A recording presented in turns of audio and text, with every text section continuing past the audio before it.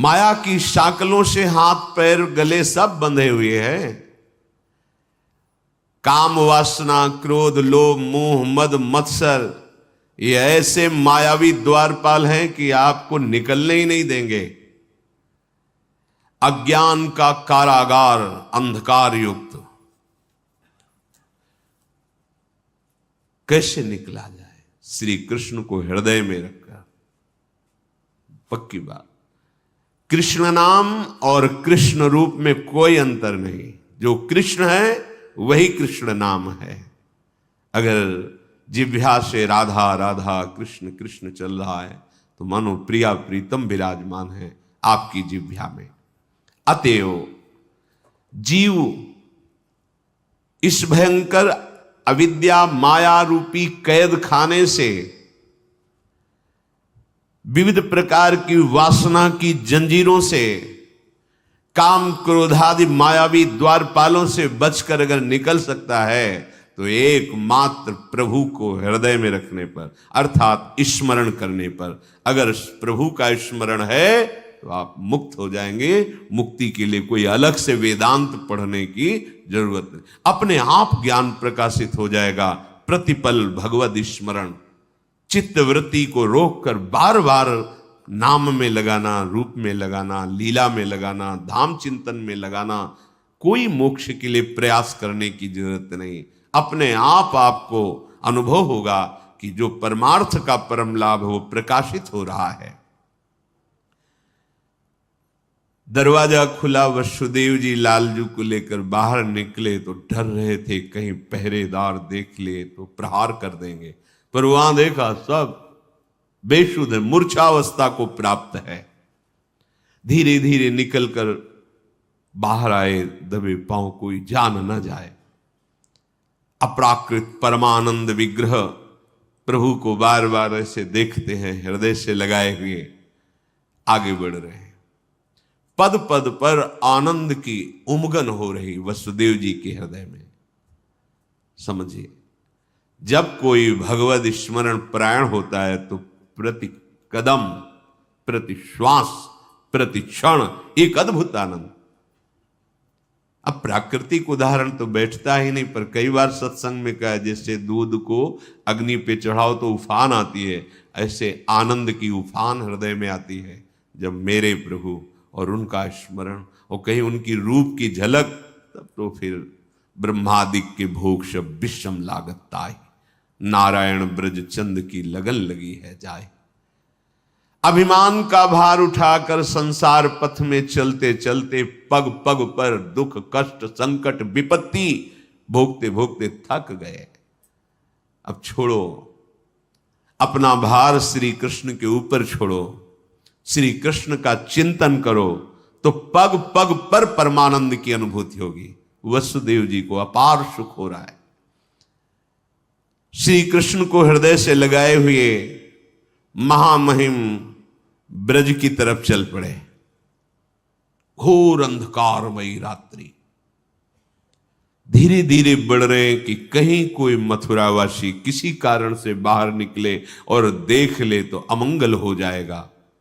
इसी समय मेघ गर्जना हो रही, भयंकर वर्षा शुरू हो गई, क्योंकि कोई बाहर निकल ही ना पावे।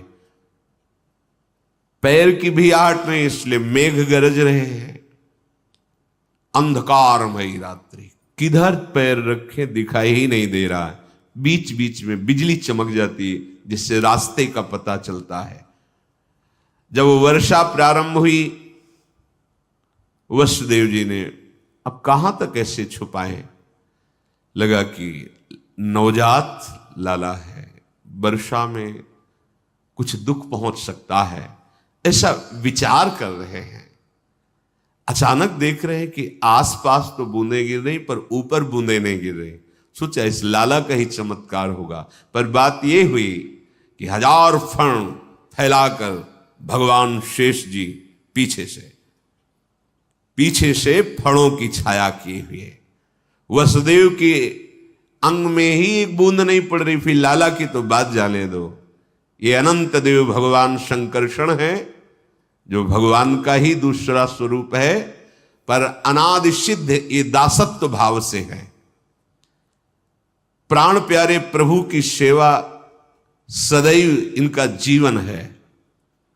क्षीर समुद्र में गौर वर्ण धारण किए हुए जब जब अवतार लेते तब भी गौर वर्ण होता है, चाहे लखनलाल के रूप में या बलराम के रूप में भगवान की शैया बने रहते हैं, भगवान इन्हीं पर शयन करते हैं। सय्यासन परिधान पादुका छत्र चामरैः किम नाभूस्तस्य कृष्णस्य मूर्ति भेदैस्तु मूर्तिषु। ये भगवान अनंत हमारे प्रभु की पादुका बनते हैं, यही शैया बनते हैं, यही आसन बनते हैं, यही प्रभु के वस्त्र बनते हैं, यही छत्र चंवर विविध रूप धारण करके हमारे प्रभु श्री कृष्ण की सेवा करते हैं। भगवान शेष संकर्षण अनंत महिमा युक्त। वसुदेव जी को पता नहीं चल रहा कि हमारे पीछे भगवान अनंत शास्त्र फण ऐसे फैलाए हुए चल रहे हैं। उनको लगा लाला का कोई चमत्कार है, बाहर तो बूंदे पड़ रही पर हमारे ऊपर ले, अब लाला को मस्तक पर धारण कर लिया। आगे बढ़े तो भारी समस्या यमुना जी, क्योंकि भादव का महीना है, बाढ़ पे यमुना जी चल रही है।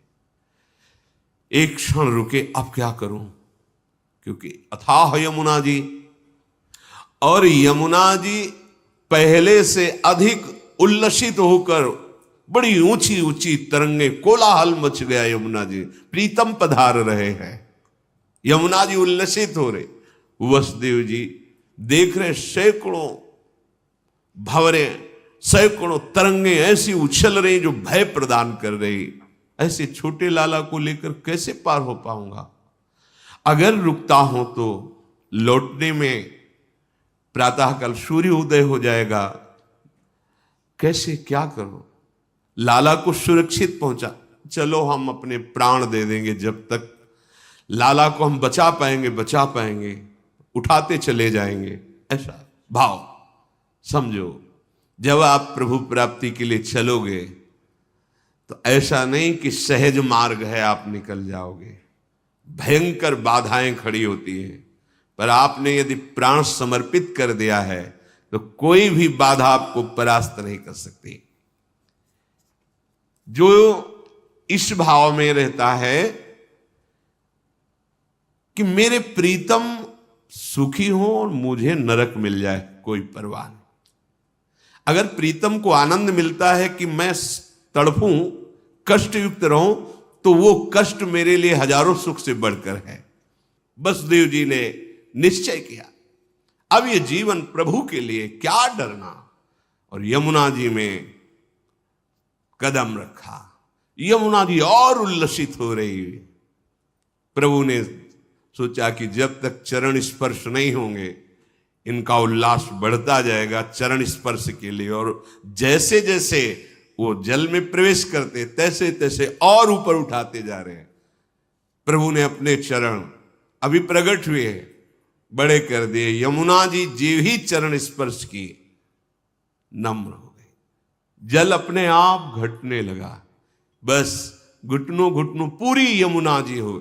वसुदेव जी को लगा कि ये कुछ चमत्कार लाला का ही है, क्योंकि अभी तो ऐसा तूफान में स्वरूप यमुना जी का मैं भयभीत हो रहा था। वसुदेव जी प्रभु को लेकर के आगे बढ़े। इतनी प्रेम विवशता है कि मार्ग ही नहीं दिखाई दे रहा। तो ये बिजली चमक चमक करके उसी मार्ग में चमक रही जहां जाना है। वो आगे आगे रास्ता बेशुद्ध है, देह भाव विस्मृत है, परम आत्म सुख का स्वरूप श्री लालजू महाराज उनकी गोद में है। बिजली ने पहुंचाया, कांति प्रकट होते हुए नंद घर में पहुंचे। वहां भी देखा आश्चर्य, कोई नहीं जग रहा, सब सो रहे हैं, अर्थात सब मूर्छित है भगवान की योग माया से। धीरे धीरे कोई जग न जाए, प्रभु को लिए हुए आगे पहुंचे। नंद भवन में पहुंचे, वही विकलता फिर प्रारंभ।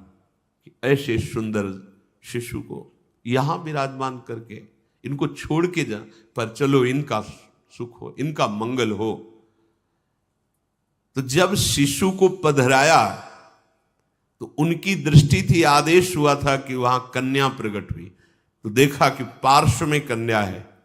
कन्या पर दृष्टि जाते ही उनकी दृष्टि, क्योंकि वो योग माया है, वो ये नहीं देख पाए कि लाला में लाला समा गया।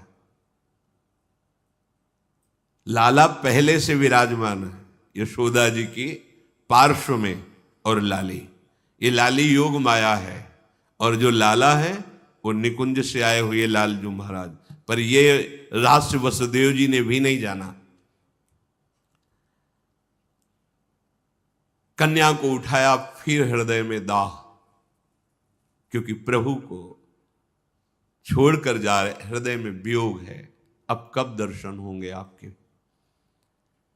ये बात किसी को पता नहीं है। धीरे धीरे कदम बढ़ाते हुए आए, जैसे आए वैसे ही मार्ग व्यवस्था होती गई। जे ही अंदर गए, कपाट बंद,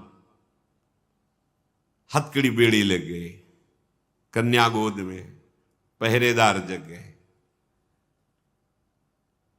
यहां भी किसी को होश नहीं नंदालय में। पर ये जो चतुर्भुज भगवान ऐश्वर्य में बाल रूप से आए, वो नंद बाबा के लाला में विलीन हुए। हरिवंश महाप्रभु कहते हैं, आनंद आज नंद के द्वार। कौन है नंद के यहां जिसका आनंद मनाया जा रहा है? बोले, दास अनन्य भजन रस कारण प्रगटे लाल। और वहां ऐश्वर्य में भगवान, और यहां बिहारी जो वृंदावन में नित्य विहरण करते हैं प्रियाजों के साथ, इसी रस का पान कराने के लिए युगल सरकार पधारे। तो जो लालजू महाराज है वो नंद। आनंद आज नंद के द्वार प्रकट हो रहे। कौन? दास अनन्य भजन रस कारण। यहां परित्राणाय साधूनाम विनाशाय च दुष्कृताम देवकी नंदन भगवान पधार रहे हैं।